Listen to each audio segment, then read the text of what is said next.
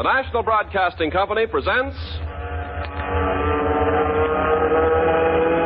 Aloft.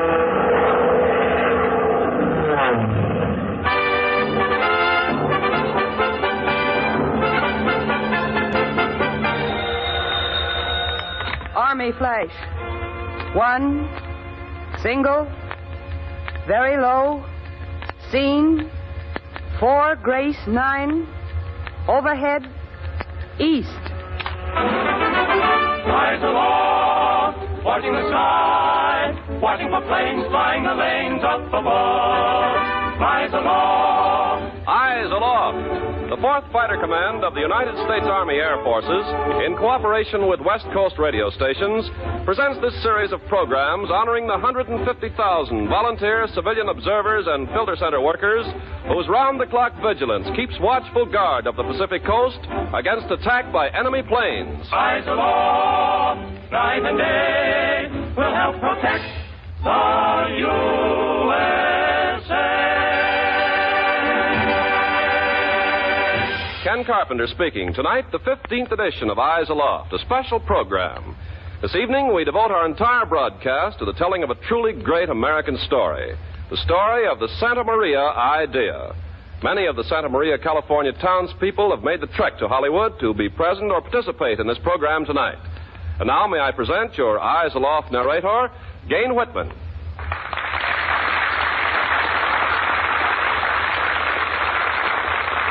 Good evening, ladies and gentlemen.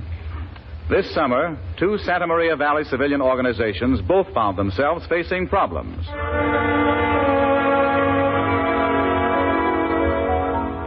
One was the Santa Maria branch of the Aircraft Warning Service. A warm western summer's night, 21 miles out of Santa Maria, after the main road has been climbing up from the valley, a rutty dirt road branches off through the sagebrush. The dirt road then winds for a mile up sagebrush-covered Cat Canyon in the oil country. Where the road ends at a clump of pepper and eucalyptus trees at the head of Cat Canyon is a tiny corrugated iron shack, an observation post. A full August moon silhouettes the oil derricks, which stand sentinel on the barren hills around. Occasionally, a coyote bays at the moon. 2 observers, 2 men, sit on the step and talk. Yes, sir. This will be my last night on watch here. A lot of folks are dropping out.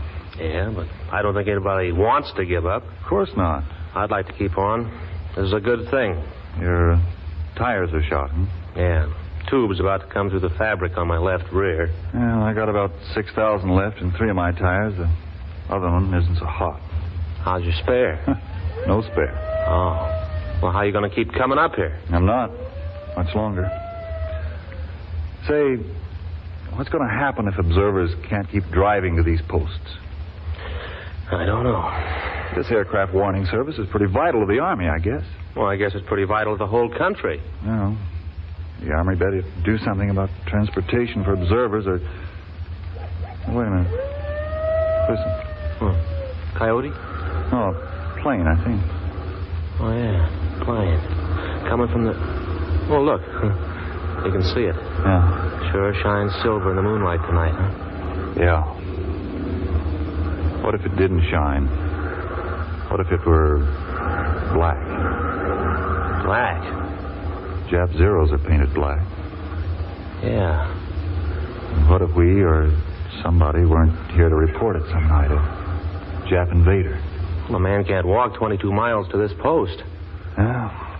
I'll report the plane.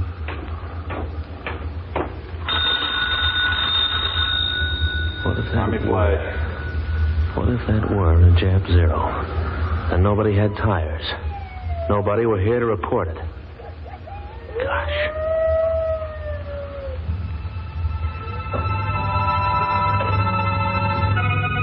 All over the Pacific coast, tires of loyal observers were running smooth. In Santa Maria, Area Supervisor Roy Linman found observers dropping out in groups against their wishes. They had no transportation. There were 4 observation posts in Roy Linman's area. He knew they had to be kept in operation. The Army, having already sensed the general problem, was preparing to offer auto contracts. But wait. A moment ago, we said that 2 Santa Maria Valley civilian organizations faced a problem. The Santa Maria Valley Red Cross Motor Corps faced a very demoralizing problem. Now, that same summer evening at the home of Mrs. Ed Adams, then the captain of the motor corps.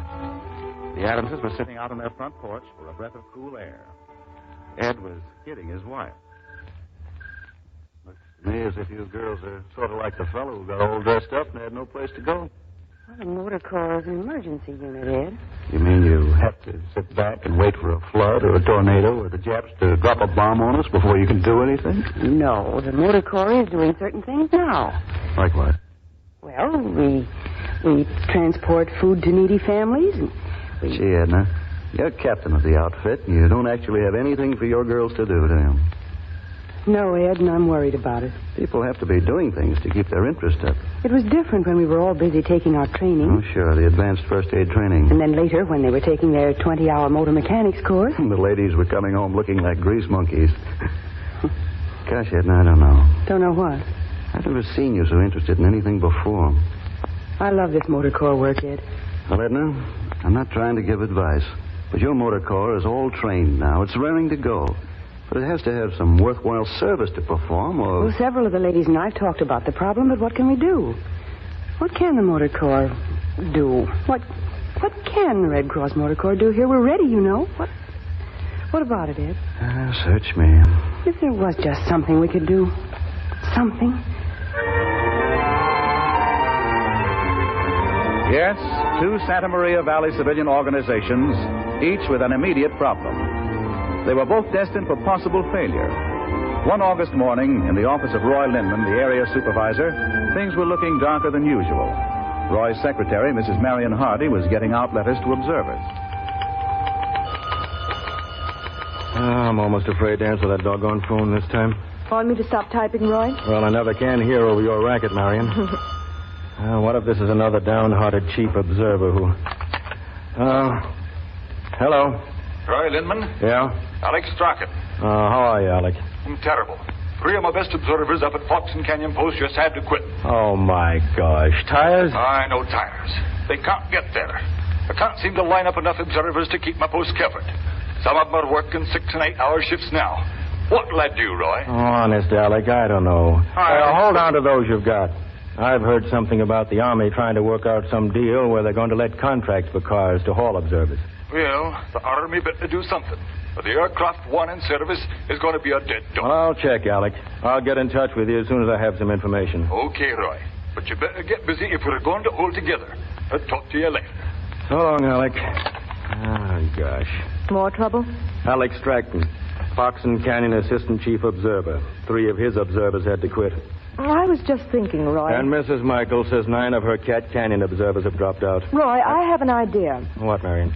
Well, I understand the local Red Cross Motor Corps is in a sort of a spot. Well, let the Motor Corps take care of its own I worries. mean, they're on a spot because they're all organized, have their training and their uniforms, and nothing really vital to keep them busy. Now, I just thought that the Red Cross might be willing to transport our observers to the post. Marion! If they'd be willing Marion Hardy, you are terrific. What? Why, you've just had a brainstorm. The Red Cross Motor Corps haul the Army civilian volunteers to the post. Say, I got to call the Red Cross chairman, Ray Hoy. Why don't you call Ethel May Dorsey? Ethel May Dorsey? Why? Well, because Mrs. Dorsey is director of the Red Cross Volunteer Special Services. Okay, I'll talk to Mrs. Dorsey. Shall I get her on the phone? No, I'll get her. Marion Hardy, you've just had a terrific idea. Hope it works. Operator, connect me with a Harry Dorsey resident.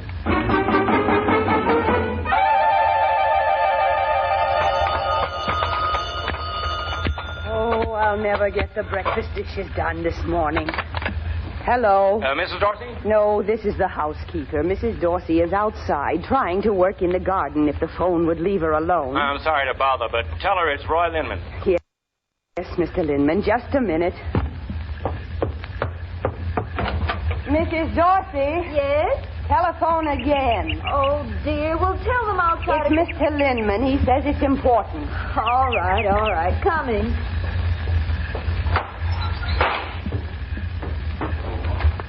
Hello. Mrs. Dorsey? This is the housekeeper I told you once. But I want to talk to Mrs. Dorsey. Well, keep your shirt on. She's coming. In fact, she's here. Here, I'll take it, Mrs. Porterfield. Saturday mornings, madhouse. Hello, Mr. Lindman. Mrs. I'm Dorsey. sorry to keep you waiting. I was working in my garden. Mrs. Dorsey, my secretary just had a great idea. Yes? I hear the Red Cross Motor Corps wants a job. A job, I'll say it does. Do you think they take over the service of carrying observers to the post? You mean the ground observers who go to those posts? Yeah, that's it. We're in a jam. Our observers have just about used up their rubber. A lot of them are having to quit. Now, if the Red Cross Motor Corps could help the Army by getting our observers to the post, why everything... But we don't own a car. I mean, the chapter doesn't own its own car. We just have our own machine. Yes, I know, but... We'd all be willing to help, but in no time our tires would be gone, and then you'd be back in the same situation.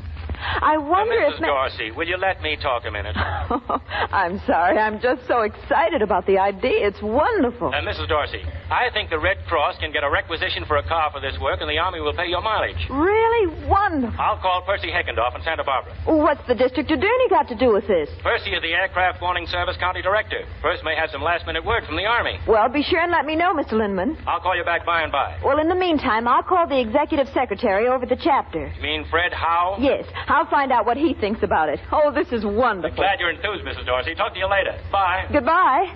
Oh, Mrs. Porterfield, I'm so thrilled. Well, so am I. I'm finally getting these breakfast dishes washed. Now, I've got to telephone Fred Howe and see what he thinks. Number, please. 210, please, operator. 210. Busy. Oh, heavens. I know. I'll dress and go right over to the Red Cross office. Saturday morning, everybody should be there. Yes, I'll go right on.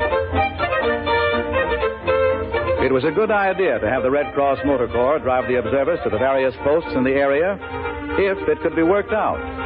The Red Cross has its very strict national policies under which every chapter must operate. Anyway, dynamic Mrs. Harry Dorsey arrived a few minutes later at the Santa Maria Valley Red Cross chapter. All right, well, I'll go the other side. Oh, well. Good morning, Mrs. Dorsey. Morning, Mrs. Penfield. My, the office is busy this morning. Yes, we've really been hurrying. Is Fred Howe in his office? I think so. Is he busy with anyone? No, why don't you go right on in? I will. Mr. Howe? Come in, Mrs. Dorsey. Oh, I've got wonderful news. Gee, I thought Saturday was your day off from the office here. Listen, Mr. Howe, Roy Lindman just telephoned me. You know how worried we've been about keeping up the morale of the Motor Corps. Yeah? Well, I think they've got a job, a real job. Oh, doing what? Hauling observers to the 4 observation posts. Oh, so they're having transportation problems, eh? Oh, but wait, Mrs. Dorsey. Where are we going to get the cars for a job like that? Well, Roy Lindman thinks the Army's going to start issuing contracts for cars to haul observers. Well, the Red Cross would have to be remunerated for a task like that. Well, I suppose the Motor Corps would get mileage and a priority for tires, and what do you think, Mr. Howe? Well, I personally think the Red Cross should take on the service, especially since the request comes from the military. After all, the Red Cross is the connecting link between the military and the civilian. But there's a question in my mind, Mrs. Dorsey. What's that? Is our chapter legally able to enter into a contract which is such a business undertaking? Well, I wouldn't know about that. I think this is something I ought to talk over with our chairman. Well, is Mr. Hoy in this morning? Yes, he was in at 8 this morning. I'll put the proposition up to him. I'll telephone you later. Fine. Then I'll go right on home and wait to hear. Oh, I do hope we can put this over. It'll mean so much to all of us. But in the meantime, that Saturday morning, Roy Lindman, the Aircraft Warning Service Area Supervisor, had called District Attorney County Director Percy Heckendorf in Santa Barbara. Heckendorf considered the matter, told Lindman on the phone... Well, Roy, I can see no legal reason why the Santa Maria chapter shouldn't go ahead and serve the Army. Wonderful, Perce. I was praying you'd say that. Matter of fact, I think it's a swell idea. Yeah, so do I. I think the Red Cross chapter and the Motor Corps should perform any service that's important to the community and national protection. I'm going right over to the Red Cross and talk to Ray Hoy and Fred Howe. Good. And you have definite word the Army is going ahead with those order contracts? Yes, I talked to Captain Smith in Los Angeles last night. It's all set. Lieutenant Pillsbury will be in Santa Maria tomorrow for an 11 o'clock meeting with you fellas at the inn. You better have your Red Cross executive board there on hand. You bet I will. And thanks for the information, Perce. See you soon. So long. Say, we'll put this thing over yet. You're darn tootin'. The following morning, Sunday, the Army representatives arrived in Santa Maria. At the famous Santa Maria Inn, a meeting was held at 11 o'clock. Roy Lindman had the Red Cross executive board present. Lieutenant Evans Pillsbury conducted the meeting. Well, ladies and gentlemen, I'm happy that your Red Cross chapter will take over the responsibility of transporting our observers. I don't have to impress upon you the importance of staffing the post 24 hours a day. I think we understand, Lieutenant. We're certainly glad to have the opportunity to put our motor corps to a real test. And we're fortunate, Lieutenant, in having Ray Hoy here as chairman of the Santa Maria Valley Red Cross. Oh?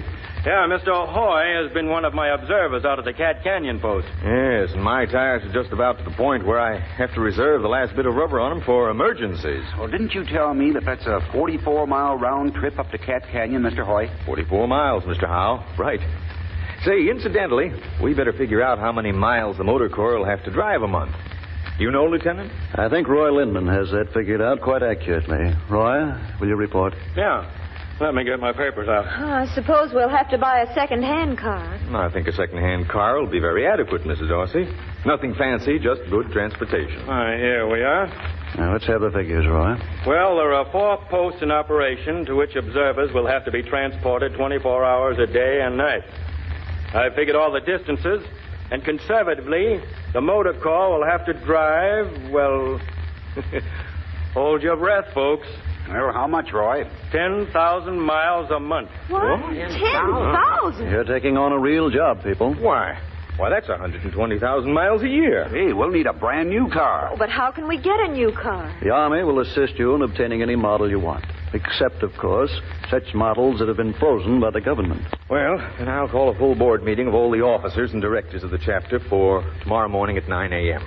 I'm sure everyone will agree the project should be undertaken by the chapter. Good. Now I'll go over the details of the contract you'll have to present to your board to approve and sign. First, Motor Corps agrees to do all driving. Second, you'll be guaranteed necessary recaps for tires. Third, the Army agrees to pay the Red Cross captain. Following Monday morning, the full board of officers and directors of the Santa Maria Valley Red Cross chapter met and approved the Army contract, approved the purchase of a new car, approved all details. Tuesday, Mr. Hoy, Mrs. Dorsey, and Mrs. Ed Adams, who was then the captain of the Motor Corps, had all the Motor Corps members present at a luncheon. They opened the meeting with a pledge of allegiance to the flag. I pledge allegiance to the flag of the United States of America and to the republic for which it stands, one nation, indivisible, with liberty and justice for all. Well, I thought we might have a surprise for you today, but I should have known that you can't keep a secret away from the ladies. And you all seem to know already that you have a job on your hands, that you're going to work for the military. And you all seem mighty happy about it. I think it's wonderful. But I do have 2 nice little surprises for you. I just received word myself. I haven't even told Mrs. Dorsey here, or your able captain, Edna Adams. What's that, Mr. Hoy? Well, the OPA just telegraphed the chapter a priority number so we can buy the new car. Isn't that wonderful? Yeah, Fred Howe and myself went ahead and selected an available new car. We hope you'll agree with our choice. What kind? Captain Adams, can all your members handle a Fleet Line 2-door Chevrolet sedan? Oh, indeed they can. I think that's a wonderful choice. What do you ladies think? Oh, that's grand. That's wonderful. Okay, fine.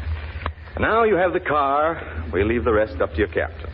How she organizes the routes, the various driving shifts, who among you is to service the car, well, that's up to Captain Adams. And let me say this. I know you ladies of the Santa Maria Valley Red Cross Motor Corps are going to do an efficient job for the Army and the Aircraft Warning Service. I congratulate you all.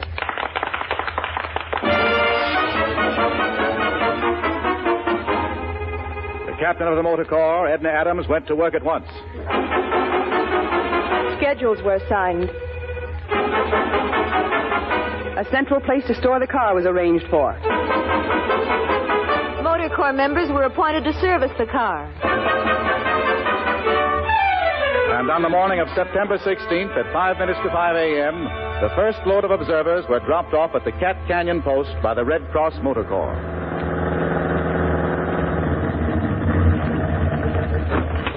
Cat Canyon Post, all out. Hey, this is really something. You'll pick us up at 11? We'll be here on the dot. Hey, is this the new car they're hauling us around in? Yeah, morning, Ned. How'd the shift go last night? Good. Reported 3 planes. Say, this car is swell. Hop in, Ned. I have to get you back to town and turn over the car so the next driver can get an observer out to Fox and Canyon by 6. Hop in. By golly, this is great, girls. See you later, Ned. Okay. Oh, say, I left the heater on for you. Oh, thanks. Close the door, Ned. We have to keep moving. Okay, Lieutenant. Well, boy, this is mighty swell transportation for us. Wonderful. You know something, Lieutenant? What's that, Ned?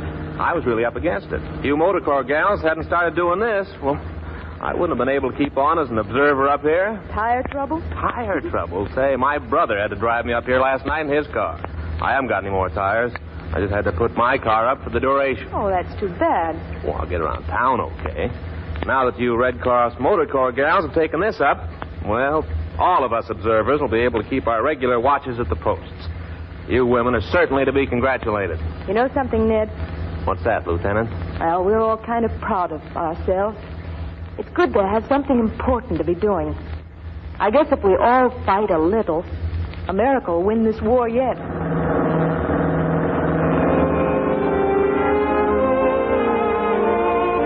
Industry, initiative, imagination, the wholehearted desire to serve their community and their nation. That is the spirit of the Santa Maria Valley Red Cross Motor Corps. 35 men and women keeping them rolling 24 hours a day so that other civilian volunteers may be on guard to scan the skies for the possible approach of enemy planes.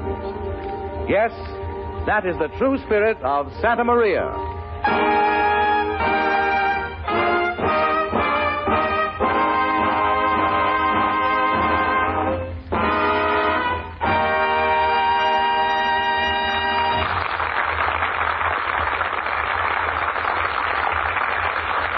In a few moments, we want you to meet several of the Santa Maria Red Cross members in person who have come here to this broadcast tonight. But before that, here's Gordon Jenkins and the Sportsman in the flash version of the Army novelty song, This is the Army, Mr. Jones. This is the Army, Mr. Jones. No private rooms or telephones. You had your breakfast in bed before, but you won't have it there anymore. A bunch of frightened rookies were listening filled with awe. They listened while a sergeant was laying down the law. They stood there at attention, their faces turning red. The sergeant looked them over, and this is what he said. Oh, this is the Army, Mr. Jones. No private rooms or telephone. You had your breakfast in bed before, but you won't have it there anymore. This is the Army, Mr. Green. We like the barracks nice and clean. You had a housemaid to clean your floor, but she won't help you out anymore. Do what the buglers command. They're in the Army and not in a band. This is the Army, Mr. Brown. You and your baby went to town. She had you worried, but this is war, and she won't worry you anymore. You're in the Army now, never go.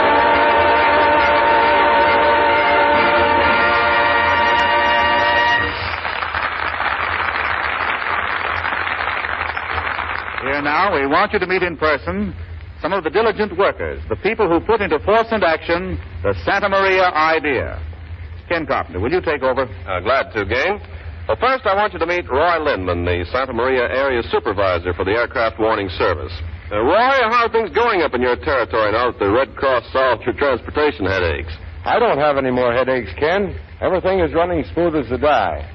And we have a whole new bunch of observers to help out the old standbys now that the Red Cross Motor Corps is on the job.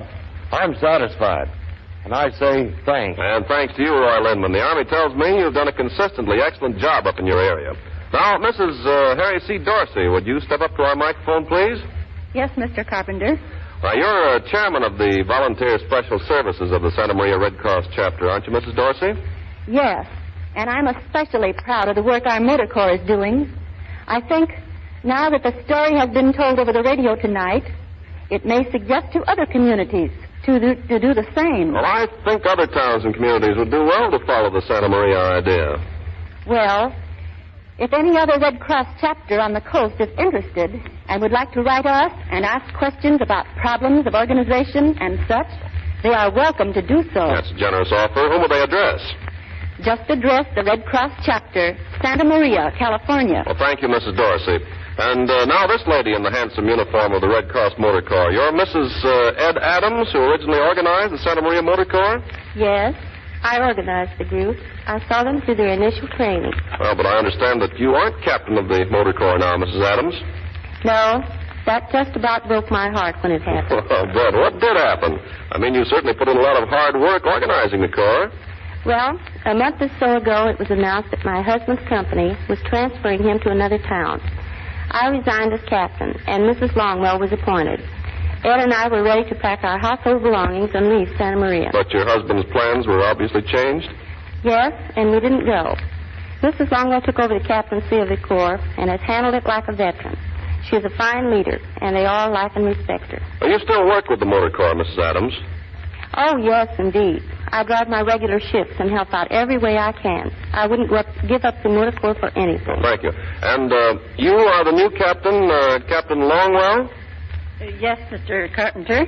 And may I say, in return to Mrs. Adams' kind expression, that when I took over the captaincy of the Motor Corps, I found the unit so well organized and directed that I only had to follow along in the line initially set up by Mrs. Adams. Well, it's good to hear of so healthy an organization. Now, don't go away, Captain Longwell. We want to talk to you again in just a moment. But right now, I want to get acquainted with this gentleman. You're... Ray Hoy. Oh, yes. You're executive chairman of the Santa Maria Valley Red Cross chapter, Mr. Hoy. That's right, Mr. Carpenter. The head man, so to speak. Well, maybe you could tell us just a few words about the Red Cross in general. Isn't November usually the roll call month, Mr. Hoy? Yes, it is, but this year there'll be no drive. Yes, I'd heard that. You see, due to the generous response of the American public to the last roll call, now the war relief drive after Pearl Harbor, the Red Cross had postponed its regular fall drive for contributions. Mm-hmm. Postponed till when? Till next March. You see, the Red Cross does not collect more funds that are necessary for emergency purposes. Well, that's certainly a businesslike way for any charity organization to operate. Mr. Hoy, we want to thank you and all the other people of Santa Maria, those who are appearing on the program and those in our auditorium, for coming here to our Eyes Aloft broadcast. It's our pleasure. Incidentally, most everybody in Santa Maria listens regularly to Eyes Aloft. That's fine. It has been an inspiration to all of us to carry on with the Army's aircraft warning service. Well, we hope we may be doing a little good to these programs. And now I want to turn matters back into the hands of Gain Whitman. Gain? Each week, we present the National Broadcasting Company's Eyes Aloft Gold Trophy Award to some outstanding observation post or filter center. This week, and for the first time, we are deviating from our regular practice of award. Here is Captain Russell Z. Smith to make this week's presentation. Captain Smith. The Santa Maria Valley Red Cross chapter has taken a great deal of initiative in making its motor corps serve the Army. You have just heard the story. You know of the work involved, the courage to start something new. The Santa Maria Red Cross chapter must be recognized. Captain Longwell, will you step back to the microphone? Yes, sir. To your motor corps and to the Santa Maria Valley Red Cross chapter, we present this week's Eyes Aloft Gold Trophy Award. Well, this is a surprise, and I mean it. Thank you so very much. We all salute the people of Santa Maria.